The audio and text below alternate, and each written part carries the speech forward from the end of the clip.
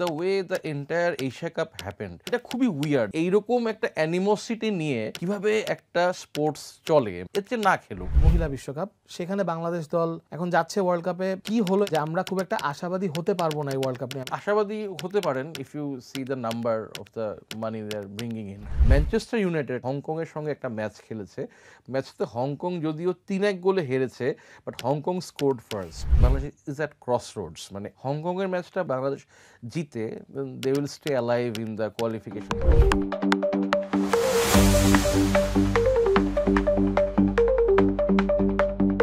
Hello and welcome to another episode of sports weekly by Bongo. আমি আছি আপনাদের সাথে মোহাম্মদ ইসাম। আর আজকে সারা সপ্তাহের স্পোর্টস এবং স্পোর্টস নিয়ে যত আলাপ আমরা করব দেশ রূপান্তরের সিনিয়র রিপোর্টার সামিউর রহমানের সাথে। Sami, welcome to the show. Thank you Isam ভাই। সামি, অনেক বিষয় আছে আজকে আলাপ করার জন্য। এই উইকটা ব্যস্ততম একটা উইক হয়ে যাচ্ছে, অনেকগুলো ঘটনা ঘটেছে এবং সামনের উইকগুলোতে আসলে অনেক বিভিন্ন স্পোর্টস নিয়ে আসলে আলাপ আলোচনা করতে হবে আপনার সাথে। আমরা শুরুই করব এশিয়া কাপ ফাইনাল নিয়ে। এশিয়া কাপ ফাইনালে ইন্ডিয়া জিতেছে খেলাটি পাকিস্তানের বিরুদ্ধে। তবে খেলার শেষে যা হয়েছে, in fact sports weekly by Bongo live ছিলাম আমরা ফাইনালের আগে। প্রি শোটা আমরা করেছিলাম এখানে, আমাদের সাথে হান্নান সরকার ছিলেন। আমরা অনেক ব্যাপার নিয়ে আলাপ করেছিলাম, আনপ্রেডিক্টেবিলিটি অফ পাকিস্তান নিয়ে আলাপ করেছিলাম, ইন্ডিয়ার স্ট্রেংথ নিয়ে আলাপ করেছিলাম। কিন্তু আমরা আসলে কেউ ঘুণাক্ষরে চিন্তা করতে পারিনি যে খেলার শেষে কি হবে। তো আমি একটু রিক্যাপ করি। বেসিকলি খেলা শেষ হলো, তারপরে প্রায় ঘন্টা খানিক আমরা অপেক্ষা করলাম যে ইন্ডিয়া দল এবং পাকিস্তান দল যে প্রেজেন্টেশন সেরেমনিটা, খুবই বেসিক একটা ব্যাপার মনে হয় স্পোর্টসে। এটা এক ধরনের নর্ম যে আসবে, প্রেজেন্টেশন সেরেমনি হবে, ট্রফি নিবে, চলে যাবে। তবে ইন্ডিয়া দল তারা রিফিউজ করে দিয়েছিল যে এসিসি প্রেসিডেন্ট, যিনি পিসিবি প্রেসিডেন্ট এবং পাকিস্তানের ইন্টেরিয়ার মিনিস্টার মহসিন নাকভি থেকে তারা ট্রফি নিবে না। এবং তারপরে আমরা যেটা দেখলাম, এবং আমি আমার বিভিন্ন সোর্স থেকে খবর পেলাম, যে শুধু নিবে না, তারা পুরো ট্রফি সেরেমনিটাকে রিজেক্ট করলো প্রথমে। তারপরে আবার তারা আসলো, তো অনেক কিছু ঘটলো এবং এক পর্যায়ে দেখা গেল ট্রফিটা আবার ভিতরে নিয়ে গেল। তারপরে ইন্ডিয়া আবার এটা সেলিব্রেট করলো ট্রফি ছাড়া। আপনি তো ক্রিকেট কাভার করেন, ফুটবল কাভার করেন, বিভিন্ন স্পোর্টস আপনার ইন্টারেস্ট আছে। Have you ever seen anything like this before? না, এটা খুবই উইয়ার্ড। এবং the way the entire Asia cup happened, India Pakistan ম্যাচগুলো চিন্তা করেন যে তারা ম্যাচের পরে কেউ বলতেছে হাত মিলাবে না, ম্যাচের আগে এরা প্রেস কনফারেন্স করে না। তারপরে হচ্ছে যে ইভেন ফাইনালে যখন টস হইলো, দেখেন রাবি শাস্ত্রী কথা বলছে সূর্য কুমার যাদবের সাথে, আবার সেখানে ওয়াকার ইউনুস কথা বলছে হচ্ছে সালমান আগার সাথে। ভারতের প্লেয়ার পাকিস্তানের মানে একটা কমেন্টেটরের সাথে কথা বলতেছে না। মানে এইরকম একটা অ্যানিমোসিটি নিয়ে কিভাবে একটা স্পোর্টস চলে, মানে আমার কাছে না এটা মনে এর চেয়ে না খেলুক। হোয়াইট বলে এই নিয়ে কিন্তু এবছর 4বার ইন্ডিয়া এবং পাকিস্তান তারা face to face, champions trophy এবং এশিয়া কাপে হচ্ছে 3টা ম্যাচ। আইসিসি ওয়ার্ল্ড টেস্ট চ্যাম্পিয়নশিপও তো একটা সিমিলার কাইন্ড অফই আইসিসির একটা ইভেন্ট। তো ওরা টেস্টে কেন তারা নিউট্রাল ভেন্যুতে খেলে না? টেস্ট কি নিউট্রাল ভেন্যুতে এরা পৃথিবীতে কোনো দেশ খেলে নাই? পাকিস্তান নিজেই তো অনেকগুলো খেলছে দুবাইতে, যখন ওর দেশে কোনো ক্রিকেটাররা যাইতো না। তার মানে এই পুরো জিনিসটাই আসলে আমার কাছে মনে হয় একটা হোয়াক্স, যে এই জিনিসটা আসলে বাঁচায় রাখা হচ্ছে যে এই যে ইন্ডিয়া এবং পাকিস্তানকে মুখোমুখি করা, এটার মাধ্যমে যে মানুষের মধ্যে একটা হাইপ ক্রিয়েট করা, এটার কমার্শিয়াল ভ্যালুটাকে বাড়ানো, এই জিনিসগুলোর মধ্যেই আসলে এখন ইন্ডিয়া পাকিস্তান ভ্যালুটিকে আছে। যেটা সূর্য কুমার যাদব যে বলছে যে পাকিস্তানের সাথে ইন্ডিয়ার এখন আসলে ইটস নো ম্যাচ, ক্রিকেট গ্রাউন্ডে ইটস অ্যাবসলিউটলি নো ম্যাচ, তাই না? যে এটা এখন বক্সিং যদি হিসাব করেন তাহলে এটা লাইট হেভি ওয়েটের সাথে মনে করেন যে হেভি ওয়েট বা ব্যান্টাম ওয়েটের সাথে হেভি ওয়েটের খেলা হলে যেরকম হবে, ইন্ডিয়া এবং পাকিস্তান ক্রিকেট রাইভালিটিটা একদম ওইরকম একটা লেভেলে চলে আসছে। হ্যাঁ, তো সেই জায়গাটাতে আসলে এই স্পাইসেসগুলাই এখনও ইন্ডিয়া পাকিস্তান রাইভালিটিটাকে কমার্শিয়ালি বাঁচায় রাখছে, যে এখনও মানুষজন এটার প্রতি ইন্টারেস্ট মানে দেখাচ্ছে। আমার কাছে মনে হয় এই মানে অফ দ্য ফিল্ড যত অ্যাক্টিভিটিস হচ্ছে এইসবের কারণেই। হ্যাঁ, আর আসলে যেটা বটম লাইন হচ্ছে যে এশিয়া কাপে 3বার খেলা মানে 3 গুণ টাকা কামানো। সেটা টিভি রাইটস হোল্ডার হোক, 2 বোর্ড হোক, ইনফ্যাক্ট প্লেয়াররাও এখান থেকে টাকা কামাচ্ছে। সো এটা মানে অ্যাকচুয়ালি আপনি যেভাবে বললেন, পুরো বিষয়টা একটা কমার্শিয়াল অ্যাক্টিভিটি হয়ে গেছে। তো আমার এখানে আরেকটা পয়েন্ট হচ্ছে যে স্পোর্টস আর পলিটিক্স যে মিক্স করে না, এটা নিয়ে আসলে আমরা আর কোনো কথা বলতে চাই না। স্পোর্টস আর পলিটিক্স সারাক্ষণ মিক্স করে। 1936-এ যখন জেসি ওয়েন্স মানে মেন্স 100 মিটার জিতলো বার্লিন অলিম্পিক্সে, তখনও তার হিটলারের কাছ থেকে probably he had to take that gold medal. I think that's what the story was. তারপরে অনেক বছর sports and politics had to mix, cricket বলেন, ফুটবল বলেন, বিভিন্ন স্পোর্টসে। কিন্তু এই জিনিসটাকে মানে এই জিনিসটা এখন যে শেপে আসলো, আপনার কি মনে হয় যে ইট ক্যান গেট ওয়ার্স? এখান থেকে এর চেয়ে ওর্স তো হচ্ছে যে আপনার বয়কট করে ফেলা, যে কেউ কারোর সাথে খেলবে না, যেটা বয়কট তো যেমন হয়েছে যেমন ক্রিকেটে, এশিয়া হ্যাঁ, কাপ হকি খেলতে কিন্তু পাকিস্তান ইন্ডিয়াতে যায় নাই, রাইট, ঠিক আছে, হ্যাঁ রিসেন্টলি ওরা যায় নাই। তো এইটা হইতে পারে যে খেলবই না, যদি নাই খেলি, কিন্তু সেখানে যে কমার্শিয়াল যে আসপেক্টটা দেখেন, প্রতিটা আইসিসি ইভেন্টে সামহাও ইন্ডিয়া এবং পাকিস্তান দে আর গ্রুপ টুগেদার, তাই না? এই যে কমার্শিয়াল আসপেক্টটা, এটাকে ধরে রাখার জন্যই দেখবেন যে এই ধরনের অ্যাক্টিভিটিসগুলো চলবে, এবং এটাকে কেন্দ্র করে কিছু জিঙ্গোইস্টিক অ্যাক্টিভিটিস আমরা সোশ্যাল মিডিয়াতে দেখব। যেমন পাকিস্তানের হারিস রফ, সে যে প্লেন ভূপতিত হওয়ার একটা জেস্চার করেছে, হ্যাঁ, আবার মনে করেন যে আমরা দেখেছি যে ভারতীয় প্লেয়ারদেরকেও এটা নিয়ে তারাও একটা রিফিউট করেছে, কিংবা সোশ্যাল মিডিয়াতে অনেকে আমরা অনেক রকম ট্রল করতে দেখেছি নানানগুলো ব্যাপার নিয়ে, কিংবা এই যে অপারেশন সিঁদুর, হ্যাঁ, আবার তিলক বর্মা ফাইনালের ম্যান অফ দ্য ম্যাচ, তো এরকম যে সিঁদুরের পর তিলক, এরকম ধরনের যে কমেন্ট আমরা অনেক জায়গাতে দেখেছি। এই ধরনের অ্যাক্টিভিটিসের মধ্যে দিয়ে এই চর্চাটা চলতে থাকবে আর কি। ফাইনালি মানে কোনো একটা পক্ষ ধরেন যে একদম মানে না হয়ে যাওয়া পর্যন্ত, মানে ঠান্ডা না হয়ে যাওয়া পর্যন্ত আমার মনে হয় এটা চলতে থাকবে। আমি এখন আর আমরা পলিটিক্স নিয়ে কথা বলবো না, এখন আমরা বিসিবি ইলেকশন নিয়ে কথা বলবো। এটা পলিটিক্স না, বিসিবি ইলেকশন। তো I was joking obviously. BCB ইলেকশনে আমরা তো পত্রপত্রিকায় নিউজ পড়ছি, আপনিও নিউজ লিখছেন, আমিও লিখছি। এটা অ্যাকচুয়ালি এখন পুরো একটা পলিটিক্যাল গেম হয়ে গেছে। ইনফ্যাক্ট আগেও ছিল, কিন্তু এইবারের মতো আমরা এতগুলো পক্ষ বা অ্যাকচুয়ালি একটা ইলেকশনের আমেজ, অ্যাকচুয়ালি এটা ইলেকশনের আমেজও বলা যায়। মানে এই যে আমরা ডেইলি শুনছি যে উইথড্রয়াল হবে, কে কোন পক্ষ কি হবে না হবে, কে কয়টা ডিরেক্টরশিপ পাবে, আপনি নিশ্চয়ই ভালো করে ফলো করছেন। এইটার থেকে কি কোনো সুফল পাবে বাংলাদেশ ক্রিকেট আগামী 4 বছর?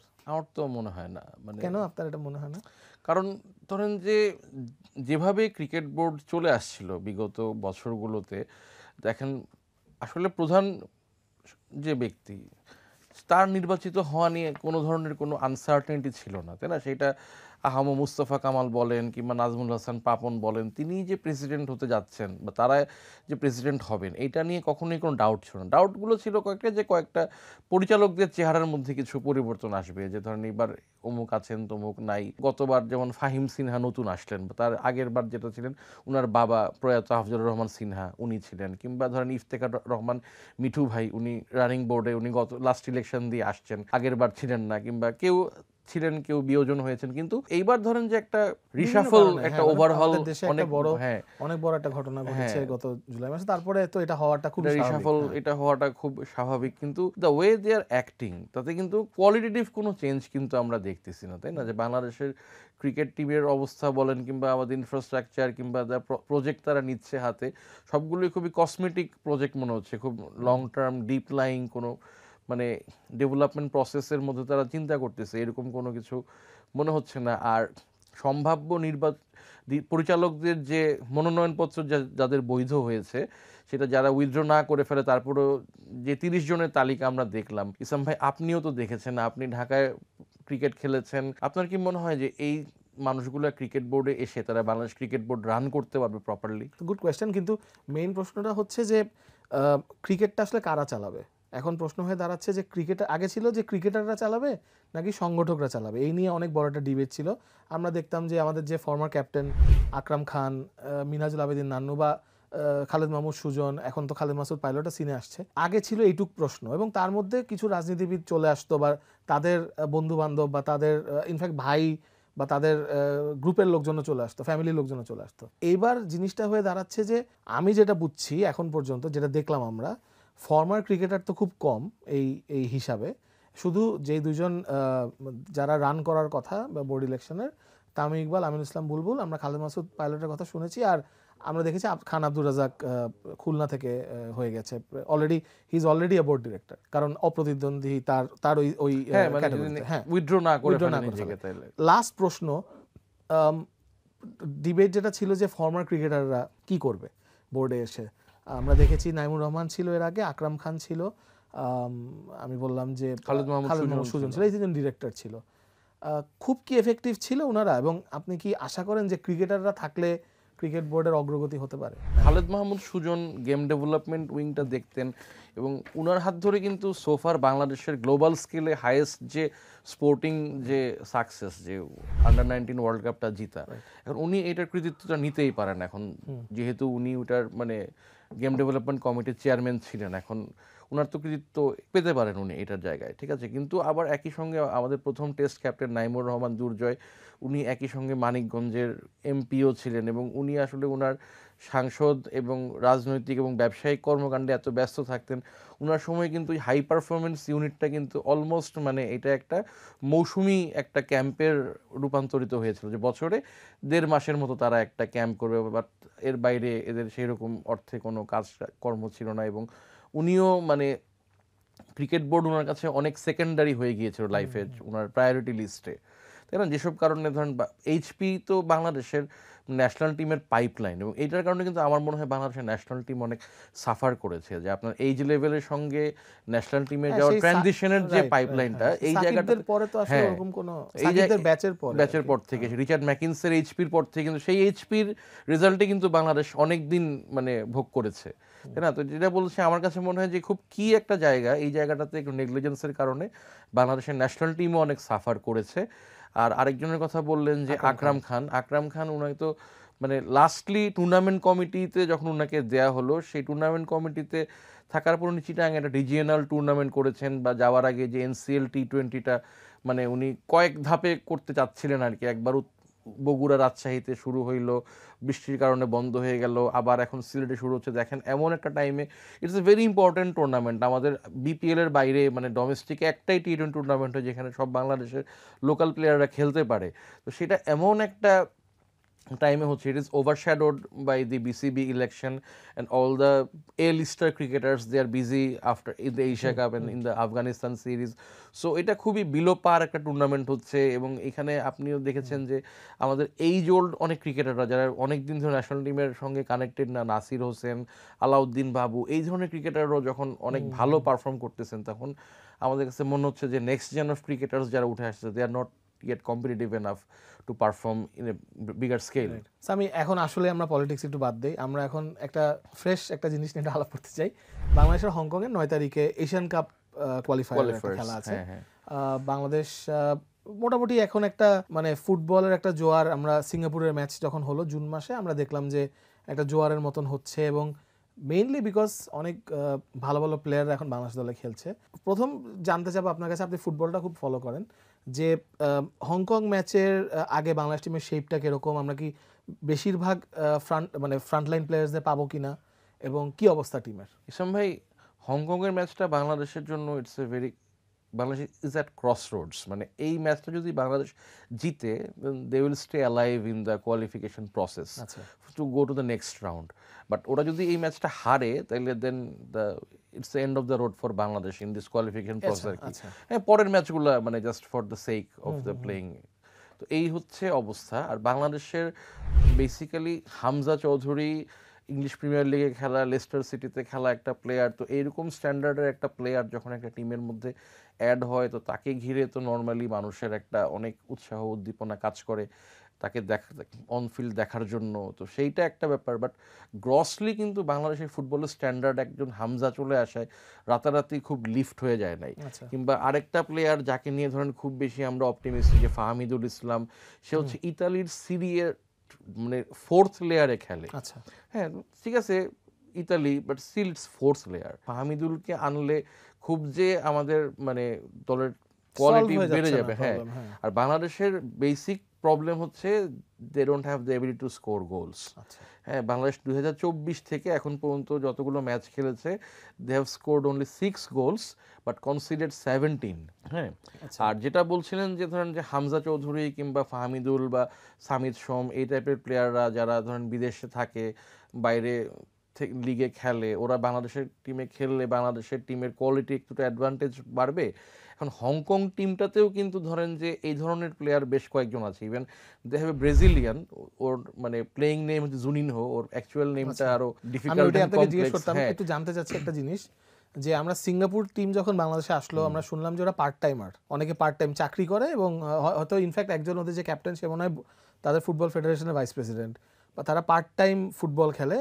হংকং তো আমি শিওর এরকম না, দে আর ফুল টাইম ফুটবল। দে আর ফুল টাইম ফুটবলার্স এবং হংকংয়ের লিগটাও কিন্তু বেশ কম্পিটিটিভ। আপনার যদি মনে থাকে বাংলাদেশের ফুটবলের সবচেয়ে বড় যে তারকা সালাউদ্দিন, উনি কিন্তু প্রথম দেশের বাইরে একটা পেশাদার লিগ খেলতে গিয়েছিল কিন্তু হংকংয়ে, ক্যারোলিন হিলস বলে একটা ক্লাবে উনি খেলতে গিয়েছিলেন। তো হংকংয়ের ওরা একটা ভিশন নিয়েছে ফিনিক্স প্রজেক্ট বলে, তো ওরা 2034 যে ফিফা ওয়ার্ল্ড কাপটা হবে সেটাতে ওরা পার্টিসিপেট করতে চায়। এইটাকে এটা ওরা নিয়ে টার্গেট করে ওরা একটা প্রজেক্ট নিয়ে আগাচ্ছে এবং ওদের প্লেয়াররা ওদের লোকাল লিগটাতে খেলে। সেই যে টপ লিগটা 10টা টিম পার্টিসিপেট করে ওদের টপ টিয়ার লিগে এবং ভালো কম্পিটিটিভ খেলা। এবং সবচেয়ে অবাক হবেন যেটা বলতে যাচ্ছিলাম, যে কিছুদিন আগে ম্যানচেস্টার ইউনাইটেড একটা পোস্ট সিজন একটা ট্যুরে, ওরা এশিয়া ট্যুরে এসে ওরা হংকংয়ের সঙ্গে একটা ম্যাচ খেলেছে। ম্যাচতে হংকং যদিও 3-1 গোলে হেরেছে, বাট হংকং স্কোর্ড ফার্স্ট। আচ্ছা, 19 মিনিটে ওদের একটা প্লেয়ার, ও ব্রাজিলিয়ান বর্ন, জুনিনহো নাম, সে স্কোর করেছিল against Manchester United. So Manchester United এগেনস্টে গোল করতে পারার এবিলিটিটা কিন্তু খাটো করে দেখার কোনো উপায় নাই।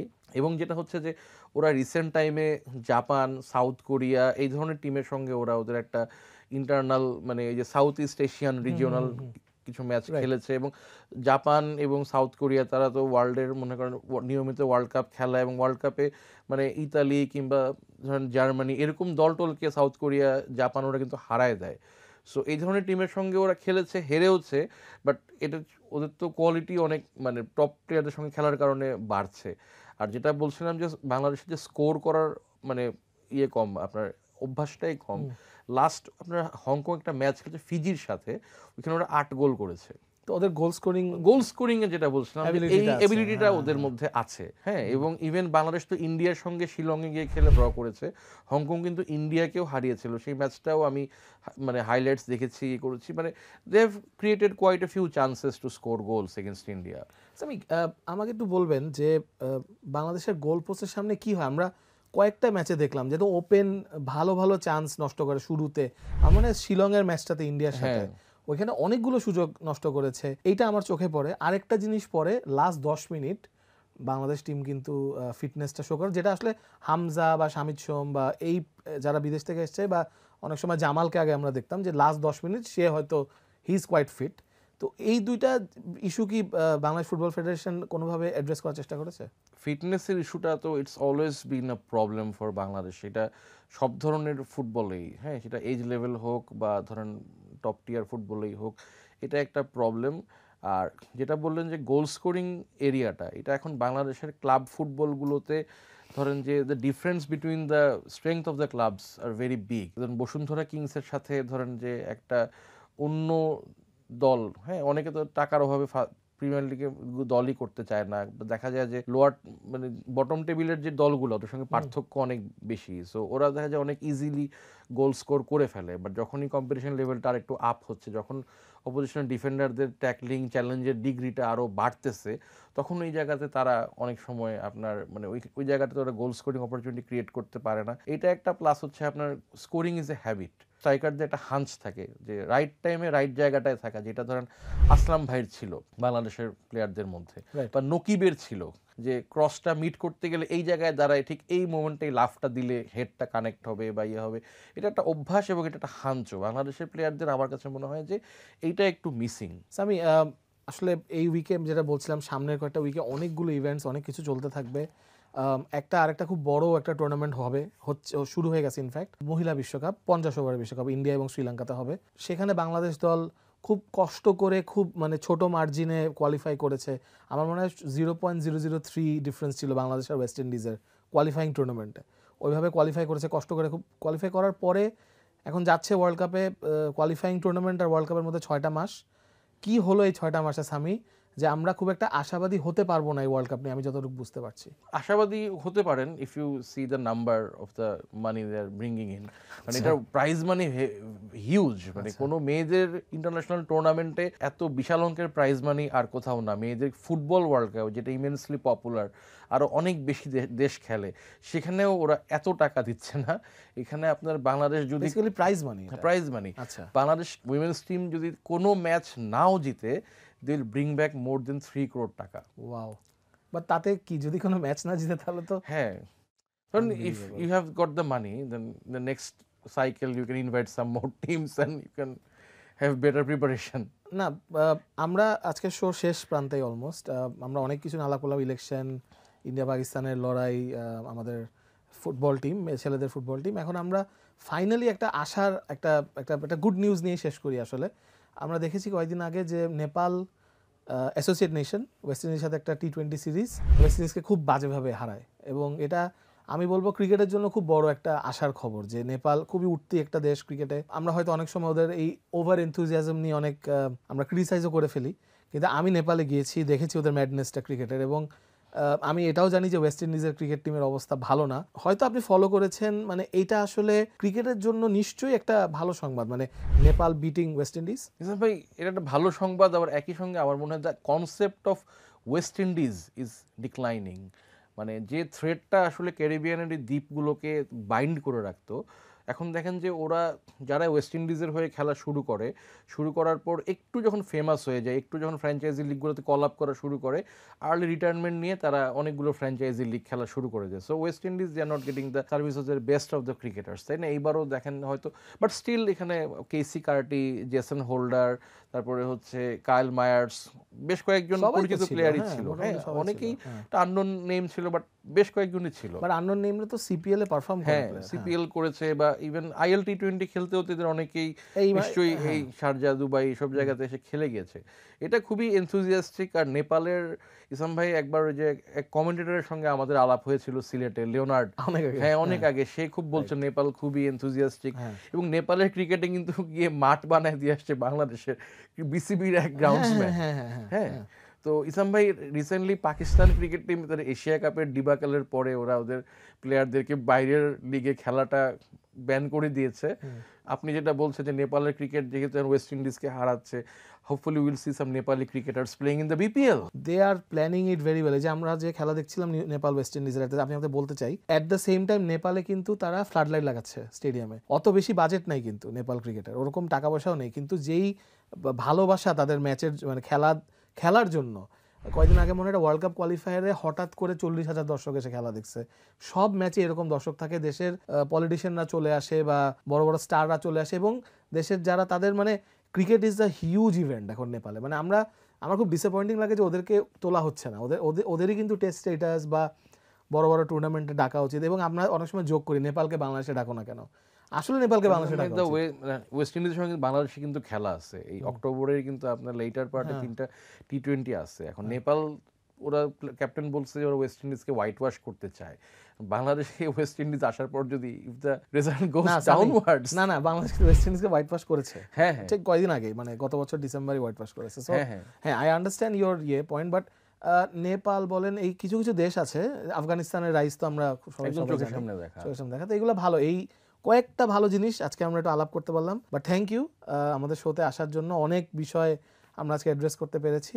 সামি, আপনাকে আবারও আমন্ত্রণ দিব আমরা কোনো একটা সময় আমাদের স্পোর্টস উইকলি বাই বঙ্গতে। থ্যাংক ইউ ইসলাম ভাই। প্রথম এপিসোড দেখার পরে I was so eager to come here and have a chat with you. It's was nice, very pleasure. Thank you Islam.